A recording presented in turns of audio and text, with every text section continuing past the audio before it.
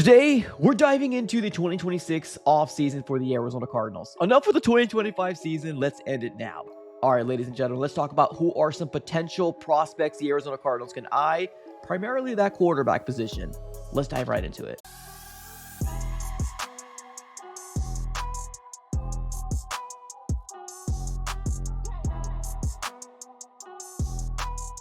What's going on, everybody? Welcome back into another video. Definitely doing a huge favor, smack up that like button and subscribe for more Arizona Cardinals content. On this channel, we're covering the Arizona Cardinals news, breaking news, conversational pieces, everything surrounding your favorite team. And we're on the road to 19K. Cannot do it without you guys, so make sure you subscribe it up. It's absolutely for free. But today, ladies and gentlemen, we are going to be diving into the 2026 offseason. We all know the 2025 season as of right now. We're 3-9. Are we going to fire the coaches? We don't know. But right now, we're just kind of waiting for the slow, painful death of the end of the 2025 season for the Cardinals. Let's just hope that there's some changes that happens here in the 2026 offseason. But all right, everybody, let's go and dive right into it. Let's talk about the 2026 offseason, shall we? Now, big talking point right now is Kyler Murray, right? Is he coming back at the end of the season? Is he not coming back? Was he benched? Was he not benched? Is he going to be a Cardinal? Is he not going to be a Cardinal? There's just a slew of different questions surrounding one specific position. And it's a very important position in the team. So, latest update that we ended up hearing from Jonathan Gannon, which was yesterday on Monday, the media ended up asking him, is Kyler Murray be removed off of IR, or is the 21-day window going to be opened up? And this is the latest update that we got from Kyler. Per Jonathan Gannon, they will not open up Kyler Murray's 21-day window. Quote, not quite there yet, end quote. So, with my speculation and what I think has been happening here with Kyler Murray, it definitely felt like before he was placed on IR that he was going to be a go versus the Dallas Cowboys. It feels like the Cardinals made a business decision, and it seems like they most likely will be moving off of him in this offseason. It's just a big gray area right now. There's not very many updates when it comes down to it. Of course, we haven't heard Kyler Murray speak as well either. I think it's best for both parties to kind of go their own ways. Hopefully, Kyler Murray can have success with a different organization. It's been 7 years, and I don't think it's going to be working here for the Cardinals here at the end of the day. But let's see exactly how it all shakes out. But as of right now, another week here of Jacoby Brissett, which I don't mind at the end of the day. I know some people, are kind of jumping on me and saying, oh, you wanted him to start. He has one win, this, and that. And you're right. At the end of the day, Jacoby Brissett is a backup quarterback at the end of the day. So I think the Cardinals are most likely going to be looking elsewhere for a quarterback in 2026, primarily the NFL draft. Now, if you guys do not know, the Cardinals are making their way to the maybe top 3. I don't know if we're going to hit number 1. I don't think Tennessee is going to win any other game. Unfortunately, they beat us. They got their own solo win on the season, and it's against us. I feel like that should at least give us some sort of grace to be at that first overall pick, but that's not the way the NFL works, unfortunately. So this is going to be where the draft order is for the current state as of right now. The Cardinals are sitting at the 9th overall pick in the 2026 NFL draft. We were sitting at the 10th, but there's a lot of bad teams right now. I'm hoping that Cleveland beats Tennessee this next week, and it kind of hopes that we jump them there. I hope the Jets continue to win with Aaron Glenn. I don't think they're going to win multiple games, but let's hope. And then you got the Washington Commanders. Hopefully Jaden Daniels comes back, but we'll have to kind of wait and see how that shakes out. It seems like Vegas is going to be staying here within this top realm, as well as New Orleans, but let's see how it all shakes out. The Cardinals are going to need to continue to lose moving forward to kind of crack this top 3 or top 4 or even top 5. They need to get within this realm to get one of the top 3 quarterbacks. And as of right now, there is really only 3 quarterbacks that are worthy of a first round tenure as of right now. One of them is going to be Fernando Mendoza out of Indiana. The other one's going to be Ty Simpson out of Alabama. And there's a lot of tweets from Mac Wilson Sr. about Ty Simpson. Now, of course, Mac Wilson Sr. comes from Alabama, so he's got that Crimson Tide, Roll Tide, right? He's got that connection with that school. So that's probably one of the main reasons why he does tweet about Ty Simpson a lot. But you never know, man. That could be something, something there. We'll see. And then number 3 is going to be Dante Moore. This is going to be the rankings in terms of how I like the quarterbacks personally. But I'm not going to lie to you. I think the guy that has the most upside is going to be number 3 in Dante Moore out of Oregon. He is pretty darn what's the word? Like, it seems like he's got the highest ceiling amongst all three of these quarterbacks. Like, what he brings in terms of pure athletic ability, I think he is the best out of all three of them. But he most likely might be a guy that will have to develop under a quarterback like Jacoby Brissett. But let's be real. I think all three of these guys, if they get drafted by the Cardinals, are going to be sitting maybe in 2026, maybe not all 2026, but definitely some games where Jacoby Brissett starts off the year, because we've seen that we are still close to winning games. Obviously, we can't figure it out, but we're still close to winning games with Jacoby Brissett, just like we were with Kyler Murray. Now, obviously, with the exception of those very division games that they just completely obliterate us. We just can't seem to hang with the NFC West as of right now. So maybe that might be a scenario where the Cardinals do find a way to get in the top three or top four. I don't think they're going to win another game, if I'm going to be real with you. And I know people are going to be like, oh, you're a Cardinal fan and you want them to lose. No, well, I have the hope that the Cardinals are going to win, but my expectations is they're going to lose. Like, that's just what it is. That we have reached that point of the season where we might realistically be a 3-win team leaving the season, but we might realistically see a lot of these other teams also win with 1, 2, 3 wins, right? So you never know how it's all going to shake out here at the end of the day. But Cardinal fans, buckle up. As of right now, we are just kind of waiting for this painful season to just end at this very moment. So this is where we are. We need to be up here. Now, I know I know a subscriber reached out to me and said that we have ties with Tennessee, because obviously Monty Ossenfort, maybe we might be one of those teams that be able to move up here to the number 1 overall pick. Of course, the higher the draft pick,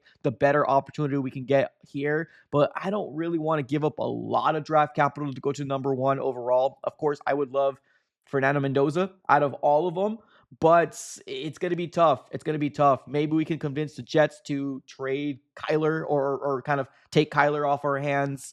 And then we'll kind of work that way. We'll have to kind of wait and see how it shakes out. We still got 5 more weeks, and a lot of different things can happen. Cardinals can find themselves in the top 5, or heck, they can find themselves out the top 10. You never know at the end of the day, but this is the state right now where the Cardinals are at. Let me give some love real quick before we continue this conversation over to the sponsors of the AZ Sports Fan here on YouTube, the guys that are keeping the lights on, and that is going to be none other than Sleeper. The NFL season is here, which means you now have a chance to 100 times your cash on daily fantasy football. Pick on stats for stars like touchdowns, passing yards, receiving yards, and fantasy points, and more for up to 100 times the payout on Sleeper. Get your picks right, and you can win big. Use promo code AZSF, and you can get up to a $100 deposit match up on your first initial deposit. Terms and conditions do apply. And on top of that, you will also be getting a free $20 just like that for using my promo code AZSF upon downloading the app. No deposit needed. They'll just give you $20 to use their app. Make sure you check out Sleeper, proud sponsors of the AZ Sports Fan throughout the entirety of the 2025 season.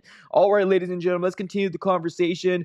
I think the Cardinals should go quarterback. I feel like it is setting up perfectly for the Cardinals to go quarterback, if I'm going to be real with you, but it really depends on where they're picking. Right now at 8, you are not potentially going to get the top 3 quarterbacks. Now, here's another wrench thrown into the to this whole situation. The Cardinals, there's not. We don't know right now who's going to declare. We don't know. We don't know if Ty Simpson's going to declare. We don't know if Dante Moore is going to declare. Right now, I think the consensus is that Fernando Mendoza will declare, and he most likely will be the first overall pick or the first quarterback drafted in the 2026 NFL draft. So it's going to be very interesting to see how this all shakes out, because if there's only 2 quarterbacks being drafted and Dante Moore decides to go back, then the Cardinals are going to be in a situation where they have to go a different direction, right? Or maybe they address the offensive line and they go after maybe a quarterback that drops to 2nd or the 3rd round, maybe a Garrett Nussmeier, which I'm not the biggest fan of, Drew Aller, right? Those guys that were supposed to be first round picks, but did not have really good seasons. Klubnik, right, out of Clemson. There's a lot of names out there that should have been first round talented guys, but this year is just a complete turnaround. The guys that were in the top in the beginning of the year before college started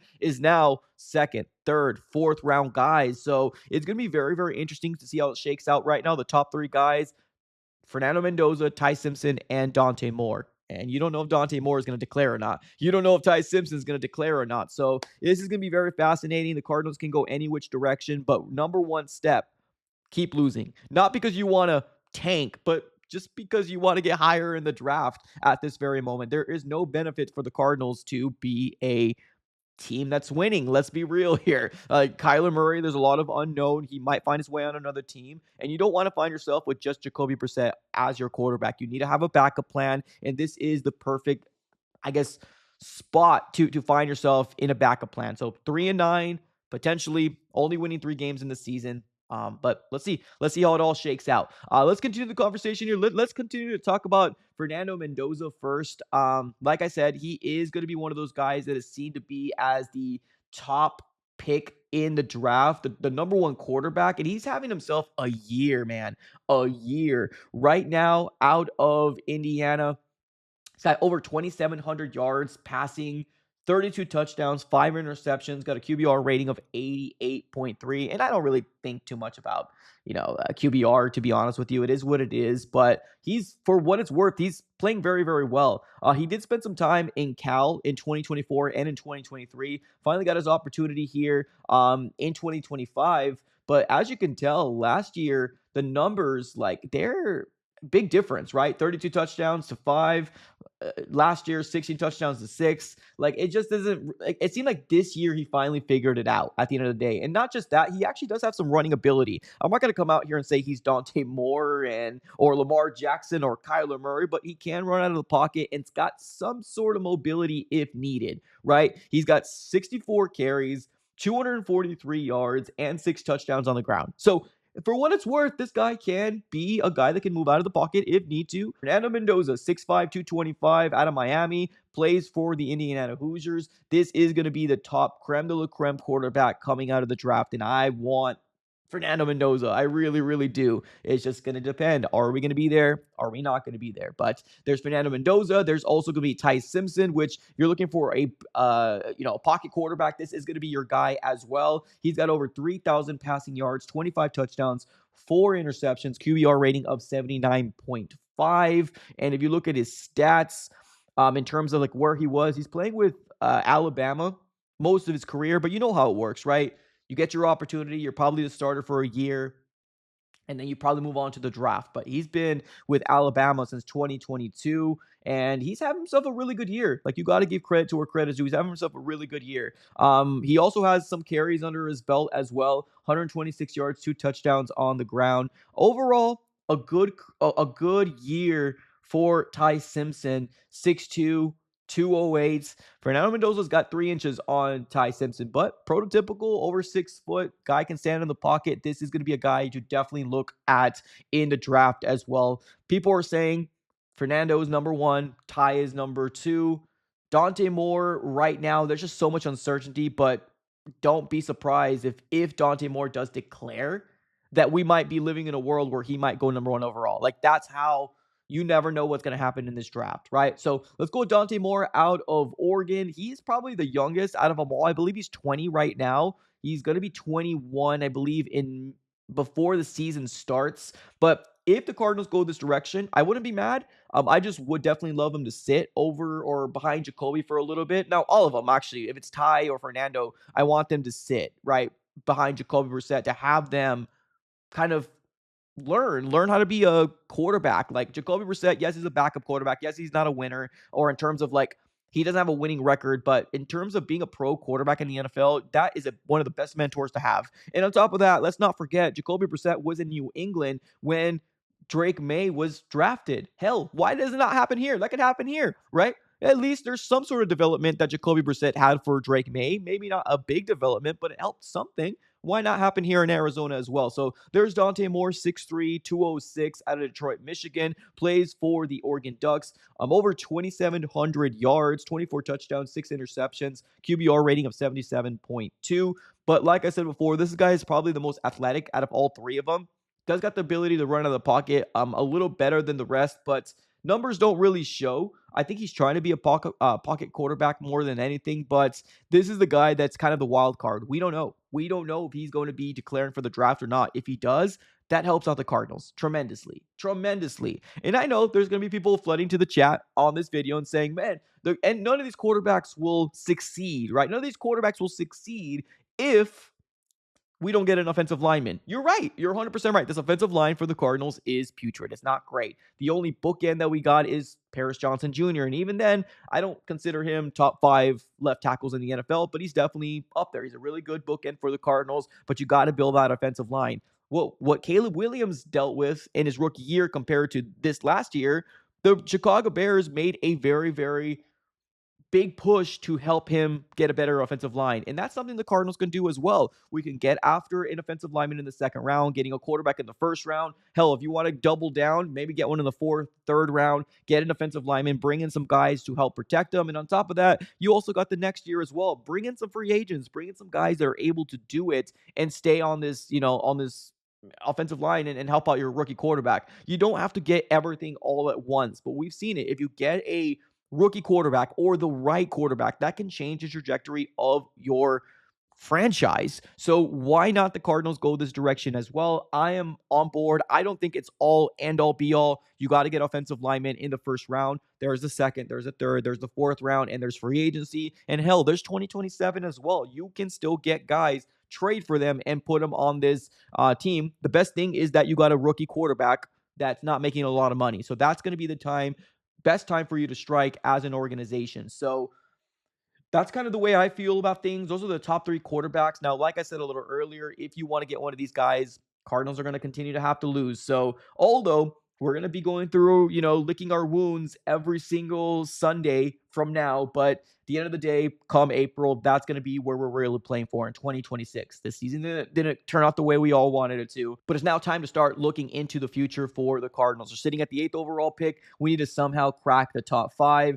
and then hopefully the top 3. We're going to have to wait and see how that all shakes out. But ladies and gentlemen, appreciate y'all for tuning in. Do me a huge favor, smack up the like button here on your way out. Subscribe.